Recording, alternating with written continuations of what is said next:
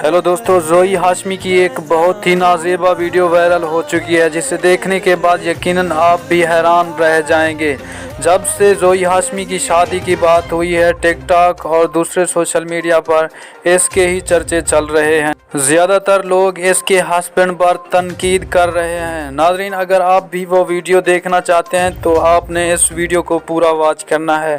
उससे पहले अगर आपने अभी तक भी चैनल को सब्सक्राइब नहीं किया तो चैनल को सब्सक्राइब कर दें और साथ में दिए गए बेल के आइकन को भी प्रेस कर दें, ताकि इस तरह की वीडियो का नोटिफिकेशन आपको वक्त पर मिल सके। फ्रेंड्स, ज़ोई हाशमी एक मशहूर टिकटॉकर है और फेमस लोग इस तरह की हरकतें करते हैं कि उनके चर्चे और भी बढ़ जाएं। इसके साथ उसकी एक वीडियो वायरल हुई है। अगर आप वो वीडियो देखना चाहते हैं, उस वीडियो का लिंक मैंने डिस्क्रिप्शन में दे दिया है। उस लिंक पे जाके आप वो पूरी वीडियो देख सकते हैं।